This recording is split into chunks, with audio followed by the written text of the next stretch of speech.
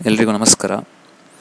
ಈಗೊಂದು 2-3 ದಿವಸದಿಂದ ಇದೊಂದು ಸಮಸ್ಯೆ ವಾಟ್ಸಪ್ಪಲ್ಲಿ ಮತ್ತು ಹಾಗೆ ಫೇಸ್ಬುಕ್ಕಲ್ಲಿ ವೈರಲ್ ಹಾಕ್ಕೊಂಡಿದ್ದು. ಅದೇ ಎಲ್ರಿಗೂ ಗೊತ್ತಿರೋದೆಯ, ನನ್ನ ಹತ್ರ ಒಂದು 100 ರೂಪಾಯಿ ಇತ್ತು. ಮೊದಲಿಗೆ 40 ರೂಪಾಯಿ ಖರ್ಚು ಮಾಡ್ತಿ, ಆವಾಗ 60 ರೂಪಾಯಿ ಉಳಿತು.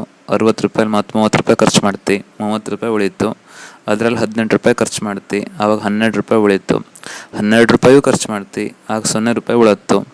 ಆದರೆ ಖರ್ಚು ಮಾಡಿದ್ದು 100 ರೂಪಾಯಿ ಆಗಿರ್ತು, ಆದರೆ ಉಳಿದಿರೋದು 102 ರೂಪಾಯಿ ಕಾಣಿಸ್ತಾ ಇರ್ತು ಅಲ್ಲಿ. ಇದು ನೋಡಿ, ಇದು ಸುಮ್ಮನೆ ಬಗೆಹರಿಸಲಾದಂಥ ಪ್ರಶ್ನೆಯ. ಎಂತಕ್ಕೆ ಅಂತಂದರೆ, ನಾನು ನಿಮ್ಮೊಂದು ಸಿಂಪಲ್ ಎಕ್ಸಾಂಪಲ್ ಕೊಡ್ತೆ. ಮೊದಲಿಗೆ ನನ್ನ ಹತ್ರ ಒಂದು 100 ರೂಪಾಯಿ ಇತ್ತು, ಈ ಥರ ಒಂದು 100 ರೂಪಾಯಿ ಇತ್ತು. ಈ ಕಡೆ ನಾನು ಖರ್ಚು ಬರುತ್ತೆ, ಫಸ್ಟಿಗೆ ಖರ್ಚು ಬರುತ್ತೆ. ಈ ಕಡೆ ಉಳಿದಿದ್ದು ಬರುತ್ತೆ, ಇಲ್ಲಿ ಉಳಿದಿದ್ದು ಆಯಿತಾ. ಈ ಕಡೆ ಫಸ್ಟಿಗೆ ನನ್ನ ಹತ್ರ 100 ರೂಪಾಯಿ ಇದರಲ್ಲಿ ನಾನು 1 ರೂಪಾಯಿ ಖರ್ಚು ಮಾಡುತ್ತೆ. ಇಲ್ಲಿ ಈ ಕಡೆ ಉಳಿದಷ್ಟು ಎಷ್ಟಾಯ್ತು, 99 ರೂಪಾಯಿ ಆಯಿತು.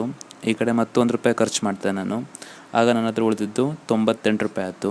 98 ರೂಪಾಯಲ್ಲಿ ಮತ್ತು 1 ರೂಪಾಯಿ ಖರ್ಚು ಮಾಡುತ್ತೆ, ನಮ್ಮ ಹತ್ರ ಉಳಿದಿದ್ದು 97 ರೂಪಾಯಿ ಆಯಿತು.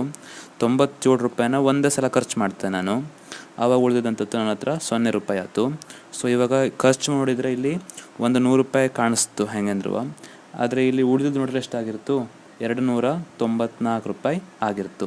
ಹೀಗಾಗಿ ಇದೆರಡೂ ಕೂಡ ಮ್ಯಾಚ್ ಆಗವು ಅಂತ ಹೇಳಿಬಿಟ್ಟು ಯಾವುದೇ ರೀತಿಯಾದಂತಹ ಕಂಡೀಷನ್ಸು ನಮ್ಮ ಗಣಿತಶಾಸ್ತ್ರದಲ್ಲಾಗಲಿ ಯಾವುದೇ ರೀತಿಯಾದಂತಹ ವೇದ ಗಣಿತದಲ್ಲಾಗಲಿ ಇಲ್ಲ ಇದ್ರ ಬಗ್ಗೆ. ಹೀಗಾಗಿ ಇಂಥ ಸಮಸ್ಯೆಗಳಿಗೆ ನಿಗಳ ತಲೆ ಕೆಡಿಸ್ಕೊಂಡು ಕಾಲಹರಣ ಮಾಡೋದ್ರಲ್ಲಿ ಯಾವುದೇ ರೀತಿಯಿಂದ ಪ್ರಯೋಜನ ಇಲ್ಲೇ. ಎಲ್ರಿಗೂ ಕೂಡ ಶುಭ ದಿನ. ನಮಸ್ಕಾರ.